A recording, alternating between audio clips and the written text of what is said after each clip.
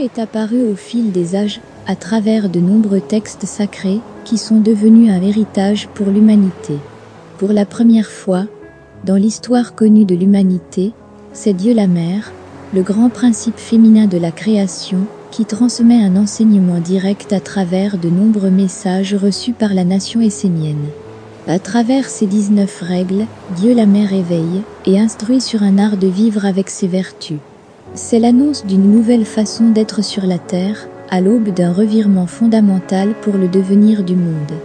Un livre historique exceptionnel, né de l'alliance d'une nation d'hommes et de femmes éveillés avec Dieu, à l'heure où toutes les religions des hommes s'effondrent. Voici des mouvements méditatifs, qui incarnent parfaitement la sagesse de cet art de vivre avec Dieu la Mère. Ils te permettront d'inviter à l'intérieur de toi, la grande lumière de cet enseignement universel.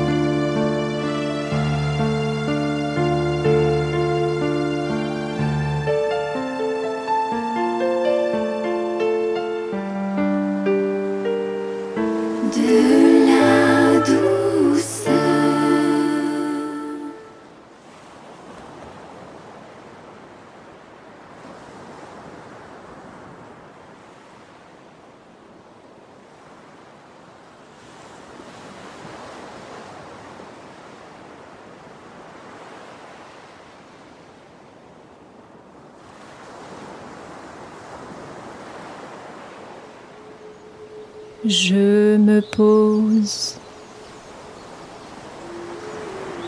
J'entre dans le calme.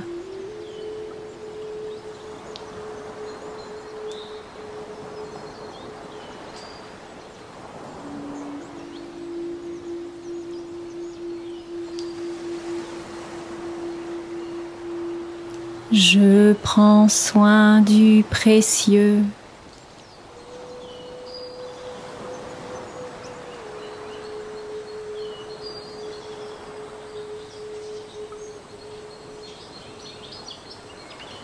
J'entre dans le royaume des anges.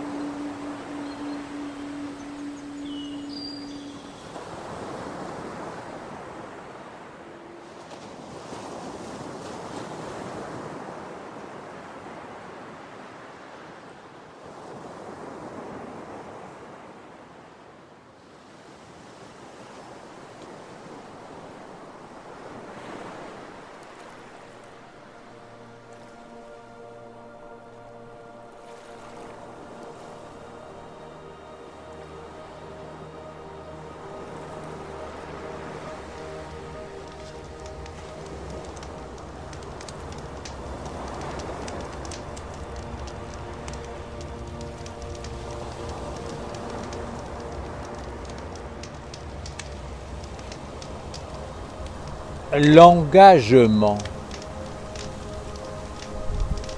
L'engagement est une vertu sacrée, une force positive de protection transmise par Dieu pour permettre à l'humanité de prouver sa valeur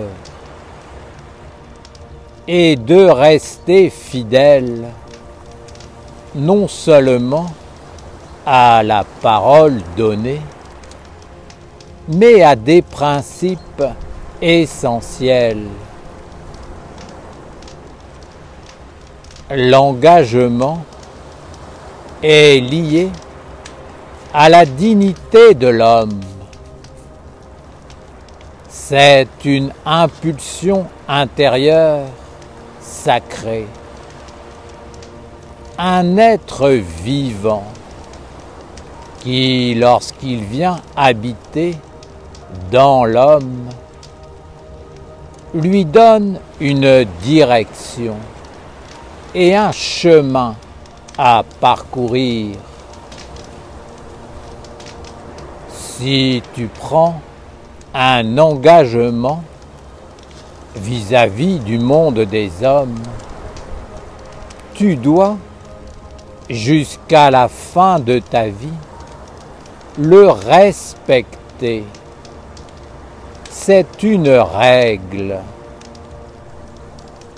Ne pas tenir un engagement, c'est s'associer avec le désengagement, qui est une contre-vertu conduisant l'homme à ne plus avoir d'orientation, de protection, d'alliance autour de lui. Quoi qu'il en soit, celui qui s'engage doit, jusqu'à la fin de sa vie, respecter son serment, car l'être de l'engagement qui vit en lui est là, justement, pour que l'homme n'oublie pas l'instant où il a été éclairé et où il a formulé l'engagement. L'homme a naturellement tendance à oublier. Il passe à autre chose, change de monde. Il est un peu comme la météo qui passe du soleil à la pluie, puis à la neige. Tous ces changements d'état d'âme conduisent l'homme à adopter des perceptions et des attitudes différentes. Mais, quoi qu'il en soit, à partir du moment où l'être de l'engagement est venu faire sa demeure en lui, il doit le respecter et faire en sorte qu'il continue à vivre en lui. Il doit nourrir cet être de fidélité. Si l'être le quitte, c'est la contre-vertu qui apparaîtra et qui apportera l'influence qui déshumanise, c'est-à-dire qui enlève l'autorité et tout pouvoir d'être reconnu et écouté par les autres mondes. Ceci est juste l'engagement pris devant le monde des hommes. Mais maintenant, je veux te parler de l'engagement qui est pris devant le monde divin. Je te dis qu'il n'existe pas d'acte plus solennel et sacré qu'une telle alliance consciente et librement affirmée. Il n'y a pas de plus grande bénédiction que d'avoir l'opportunité de formuler un jour un tel engagement à travers une écriture et avec des alliances. Celui qui est conscient du profond mystère de l'existence comprendra qu'à travers un tel acte, ce sont les portes de l'éternité et de l'immortalité qui s'ouvrent. L'engagement devant le monde divin est essentiellement plus grand que la mort. Tel est l'engagement des parents de Dieu et du culte de la lumière. C'est un serment qui perdurera à travers les temps et qui fera que de vie en vie, l'homme en recevra la mémoire qui le poussera toujours à cheminer vers Dieu et à poursuivre l'œuvre jadis commencée. Aucune offense ne doit entacher un tel engagement, car ce serait un reniement de Dieu. Celui qui s'engage devant Dieu ne peut pas se permettre de se désengager. Sinon, il perdra toutes les protections qui viennent de Dieu et ne pourra vivre qu'avec les influences du recyclage, de la dévoreuse et des forces ténébreuses du monde de l'homme, qui ne conduisent qu'à des voies sans issue, à la souffrance, à la bêtise, à la guerre et au néant. Je vous rappelle ici, avec fermeté et amour, qu'un engagement devant Dieu et son alliance ne peut être ni repris, ni changé, ni modifié. Il est donc important que celui qui se sent appelé par l'engagement prenne le temps de la réflexion avant de donner sa parole à Dieu. Père Raphaël, comment faire pour demeurer fidèle, pour ne pas perdre l'impulsion première, pour ne pas changer d'état d'âme et quelques années après, remettre son engagement en cause? Je te le dis de nouveau, il ne peut y avoir d'offense venant du monde des hommes vis-à-vis de Dieu.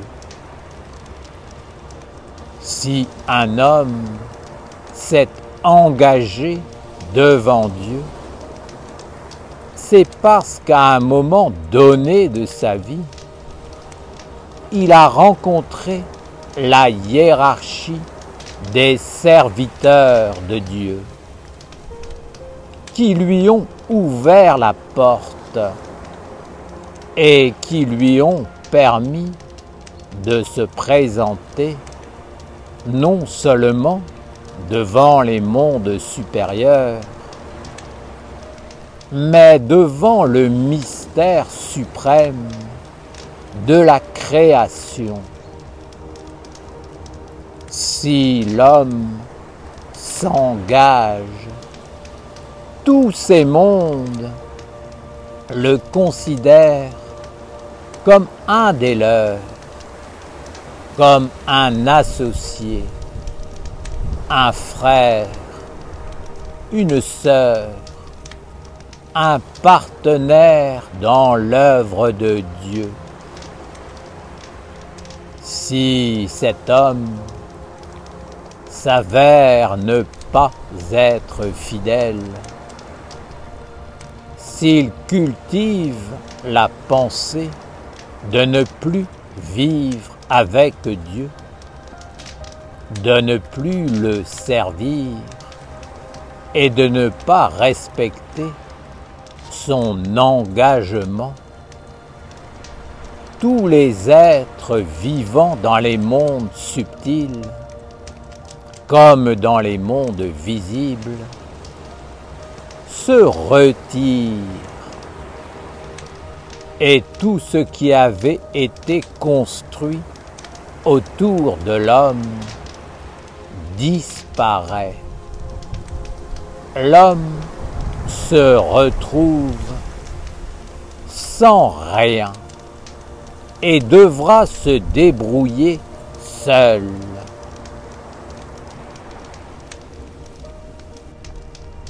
Pour dire la vérité, aucun homme ne peut vivre sur la terre sans Dieu.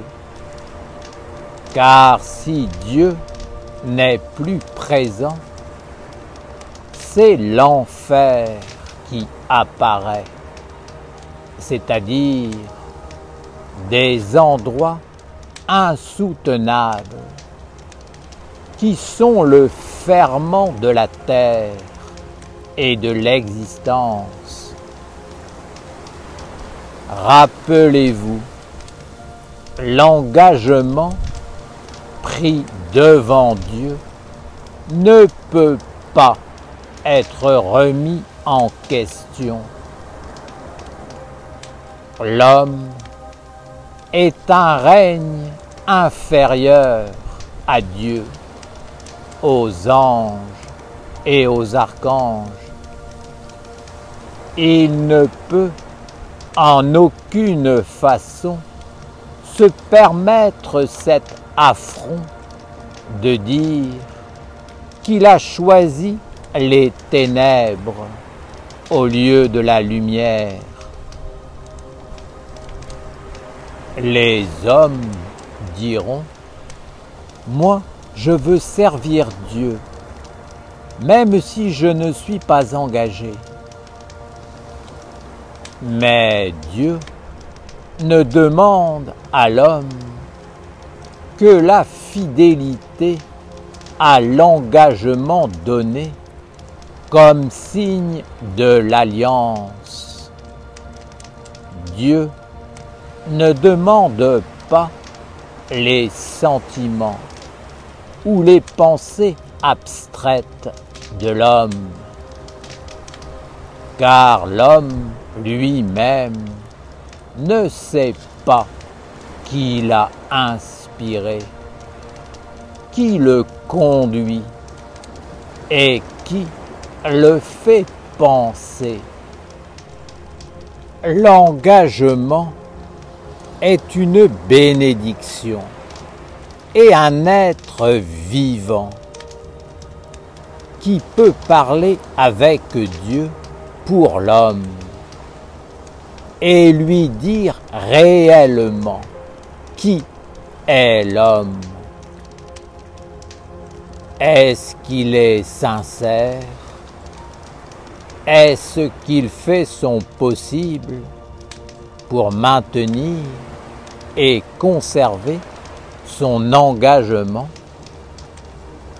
Les mondes supérieurs savent que l'homme est faible, mais lorsque les anges, comme l'engagement, s'approchent pour rendre témoignage de l'homme, proclamant sa fidélité, disant qu'il est en chemin, qu'il continue, qu'il fait tous les efforts nécessaires pour honorer son engagement, Dieu maintient le lien et parle à tous les êtres pour que le fidèle soit protégé de l'abandon de Dieu. J'espère que mon message sera clair et que vous méditerez ce psaume, vous qui vous engagez devant Dieu. Pour celles et ceux qui n'ont pas encore prononcé le vœu de l'engagement éternel de servir Dieu comme des parents, je vous conseille de réfléchir, car un tel engagement ne pourra être repris et devra être honoré. Je dis que l'engagement ne pourra être enlevé, mais également toutes les promesses de l'engagement.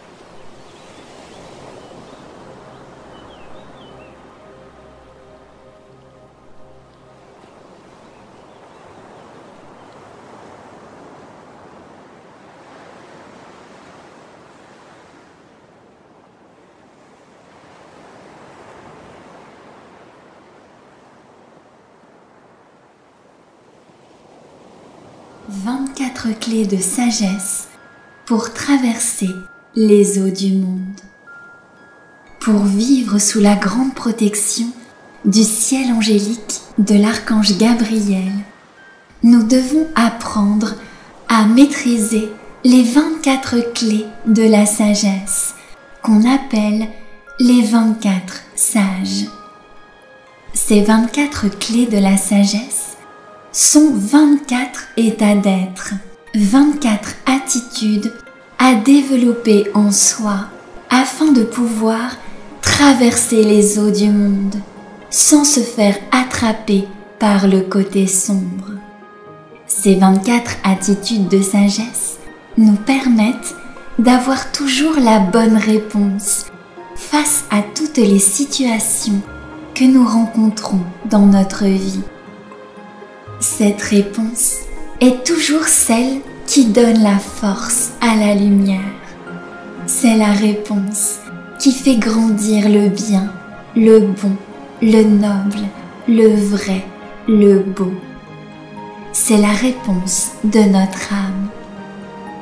Ces 24 sages sont donc les clés de la maîtrise de l'océan des influences dans lequel nous baignons. Ces 24 sages nous apprennent à marcher sur l'eau pour ne pas nous laisser envahir ou détourner du but de la lumière. Ces 24 sages sont comme les gardiens du seuil du monde de la lumière. Pour passer la porte du monde divin, il faut maîtriser ces 24 états de sagesse. Il y a 2 gardiens devant chacun des 12 anges du ciel de Gabriel. Ces 2 gardiens sont interreliés et complémentaires. L'un ne va pas sans l'autre. L'un correspond au monde du jour et l'autre au monde de la nuit. Par exemple, si je dis oui à la lumière, c'est que simultanément, je dis non aux ténèbres. Je dois maîtriser les 2 côtés, le côté diurne et le côté nocturne, c'est-à-dire caché, invisible, qui se tient derrière. Sinon, je suis en déséquilibre. C'est pour cette raison que dans la pratique, les mouvements se font toujours soit penchés vers l'avant, soit penchés vers l'arrière. On montre ainsi que si on ne maîtrise qu'un côté, on est en déséquilibre. Nous devons garder à l'esprit que nous sommes comme le fléau de la balance qui équilibre les 2 plateaux, les 2 aspects de la vie à maîtriser pour traverser les eaux et vivre avec chacun des 12 anges du ciel angélique. Ce chemin des 24 sages commence par l'ange de la sagesse et par la maîtrise des 2 sages, parler et se taire, et il finit par l'ange de l'amour. Ce chemin va te permettre de sortir progressivement du diabolique pour cheminer de plus en plus vers le divin angélique. C'est le chemin de la maîtrise, du oui et du non. Tu dois savoir dire oui et non aux influences qui viennent te visiter. C'est la grande clé de la maîtrise de ta vie.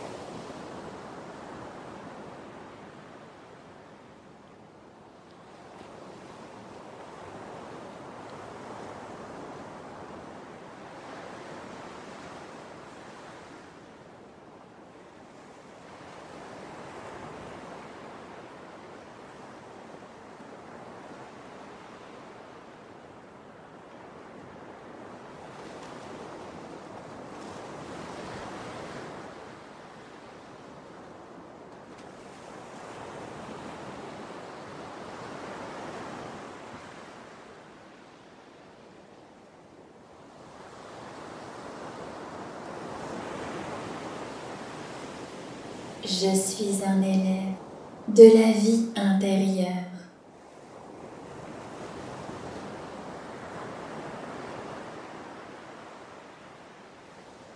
Savoir discerner.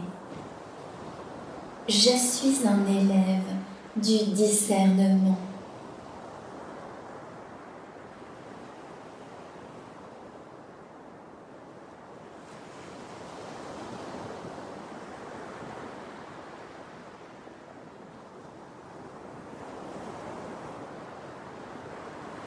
Je suis un élève de la vie intérieure.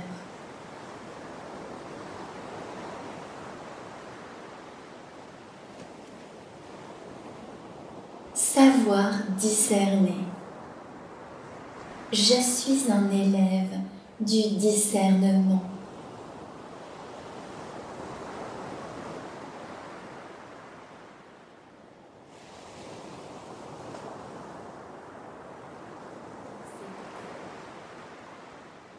Je suis un élève de la vie intérieure.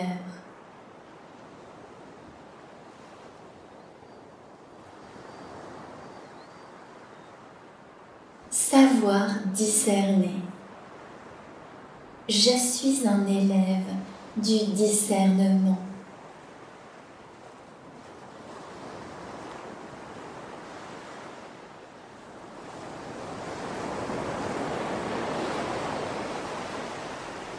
Fondé sur la vérité. Inspiré par la magie. Éclairé par la clarté, guidé par l'harmonie.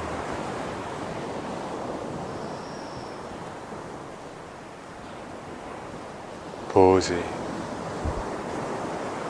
par le grand calme. Ainsi soit notre œuvre,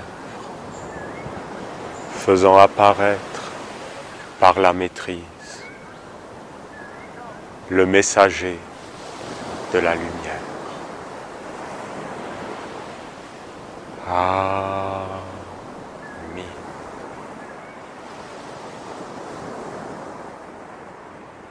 Père, que ton nom soit sanctifié, les dieux. Oui, les dieux. L'animal est un dieu. La plante est un dieu. C'est des dieux. Que ton règne vienne, les archanges, les lois, toutes les lois divines, les lois. On doit vivre avec la loi de Dieu, qui est inscrite partout, qui est universelle. Ensuite, que ta volonté soit faite, les anges, les messagers, la clarté dans ma pensée, l'amour dans mon cœur, la force dans ma volonté, la justice, la droiture, les anges. Et après, sur la terre comme au ciel. Vous vous rendez compte, sur la terre comme au ciel? Tu te rends compte? Sur la terre comme au ciel, c'est toi. C'est moi. Sur la terre comme au ciel, c'est nous. Et c'est quoi le symbole? C'est un bâton. Tu prends un bâton et les animaux, ils ont peur. Hein. Tu peux commander un lion avec un bâton. Parce que tu as le bâton comme ça. Et nous, nous sommes un bâton. Et dans ce bâton, il y a la totalité. Les pierres, les éléments, les plantes, les animaux, et tu dois savoir qui tu es.